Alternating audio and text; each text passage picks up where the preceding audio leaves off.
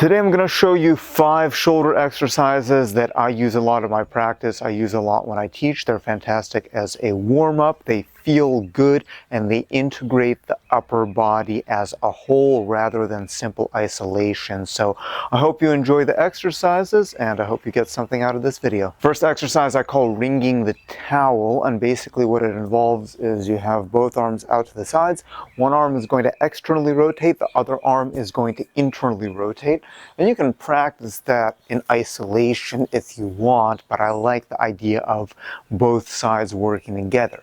It's going to look like this, and what's happening, see, it's not just my shoulders moving, you got the core involved, so that side that's externally rotated, I'm coiling into that side, I'm crunching from that oblique, and then the long side is extended on both sides. So I'm rotating, and the main focus is really just rotation. One rotation, and then the other side rotation, and that's why I call it Wringing the Towel, because it's that full rotation from side to side. I've also heard it called the Egyptian walk, I've heard it called the corkscrew, but yeah, to me it just reminds me of wringing the towel. And again, if you really want to break this down, you go one arm. External rotation, try to pull the elbow down and the pinky up. The pinky is what leads. And then internal, again, it's the pinky, and I'm trying to get that as far as I can. At a certain point, that shoulder is going to roll forward to account for more rotation, and see what's happening to my body when that happens. The same thing, external, internal, and then you have both sides. Next movement I call angels. You might also call them vertical swimmers, I guess. So it involves a full range of motion of the shoulders. I'm just showing you real quick, but I'll break it down a little bit more. So you can start with the arms out, just like we did with the Wringing the Towel. You're going to go arms up, hands together backwards, and I'm pushing my hands behind me. I'm not trying to be super strict with what's happening with the ribs. I'm just letting everything move naturally. So here my ribs are expanded as well. And then when I get here, I internally rotate so the shoulders roll forward, and I bend the arms and try to get them behind me. So this is what it looks like, and basically what I'm thinking about the whole time as far as a cue in performance is I'm trying to always have the arms behind me as far as I can, no matter where I am, no matter what position I'm in. I'm always trying to force the arms as far as I can get them behind my body. Fantastic movement, really good for posture if you feel yourself hunched over a lot from computer work or whatever. And again, I'm not actively tensing or engaging anything in my midsection. I'm letting the movement feel natural and kind of letting my body do whatever it needs to integrate all of that opening. Next movement is the teacup drill. This is one of my favorite shoulder exercises. I've been doing this one for a very long time. I've also heard it called the Shiva dance, the Buddha palm. The reason it's called the teacup, I can use my water bottle as a reference, probably not the best reference, but basically your palm is going to be up the whole time. And the idea is that if you had a teacup full of tea or water or whatever, you could maintain the water within the cup. So there's tutorials for this one online. I'm not going to go into too great of a detail, but basically with one arm it's going to go like this. You're drawing a figure 8 and the palm is always up, so you're passing through a huge range of motion in the shoulder and also allowing for these very rotated positions. So you have this external rotation maximum and you have this internal rotation maximum, and you're passing through them. So just doing it even on one arm feels fantastic. This is the direction that I prefer to go, but you can reverse it. You can also get some coordination brain challenges as well out of these, because you can do one arm at a time, but then you can do both arms at a time, and you can play with the difference of phase. So right now the arms are opposite sides of each other. we can do it at the same time, which involves a little bit more spine. And right now, I'm not being super strict on what the palms are doing, but as I mentioned, if you really want to be strict with this exercise, you can grab some weights, or you can just put something in your palm and try to maintain the palm up to the ceiling the whole time. This is a movement that if you do in the Globo gym, you're probably going to look a little bit strange doing, but it feels so good on the shoulders. And again, this has been, if my shoulders are feeling a bit wonky, this has been one of my go-tos in general. Just do a few minutes of teacups and shoulders are going to feel a lot better. And like the other exercises as well, it's not, you could of course just treat it as a shoulder isolation, but I like the idea of also utilizing the spine and the rest of the body. Like anything, you can treat it both ways. It's not right or wrong. But one of the reasons I picked these exercises for the video is because they integrate the upper body as a whole rather than just one part.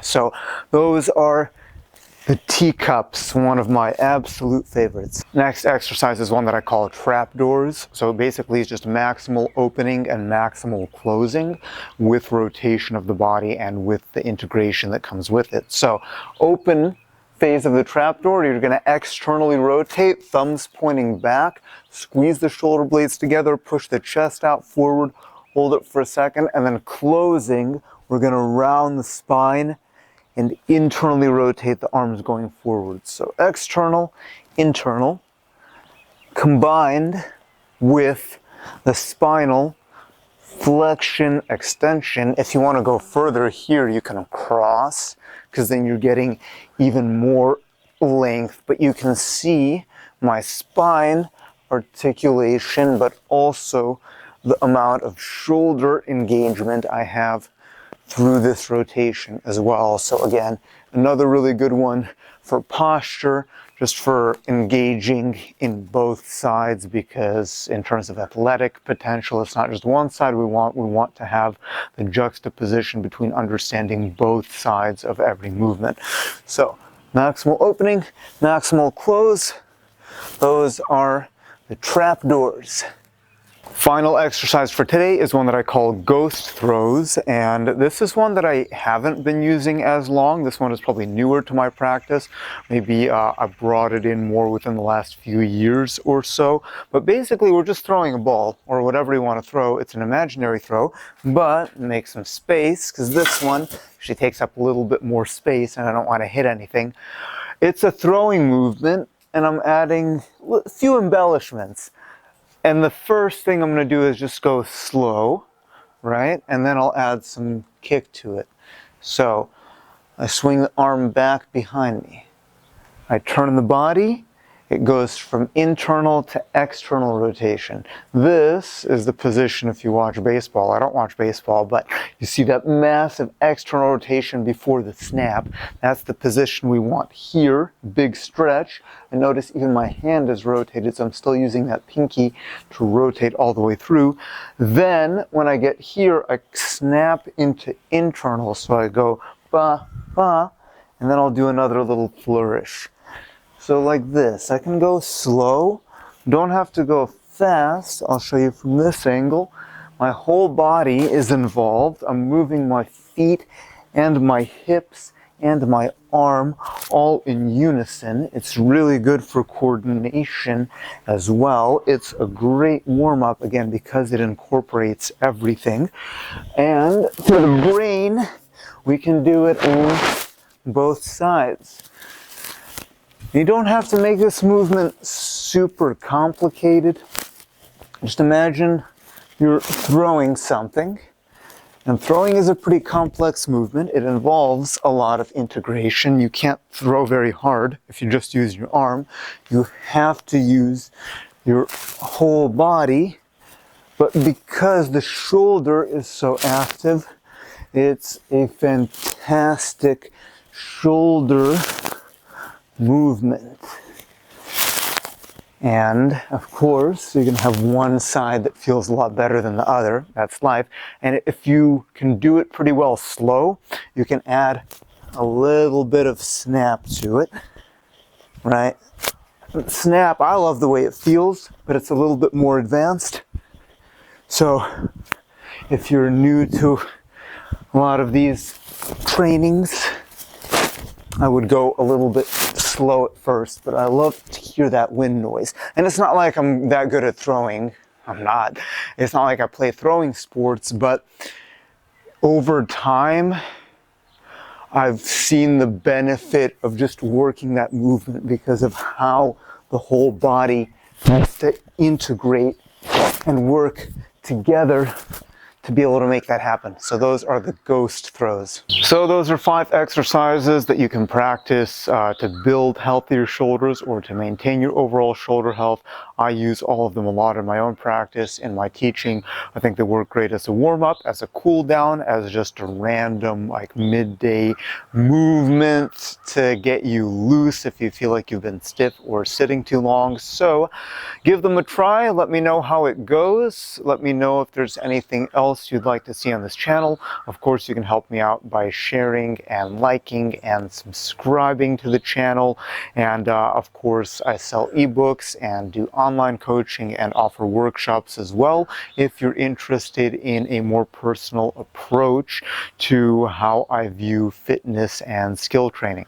So let me know what else you'd like to see on the channel and enjoy. And this video is brought to you by Urthbox. It's a monthly subscription box with all kind of different natural-based snack foods. It's different every month. We got dried mangoes, we got gummy bears made from honey, we got guarana energy drink, we got cold brew coffee, we got lentil chips, and all kind of other good stuff. So check out Urthbox if you want. There's a discount code in the description below.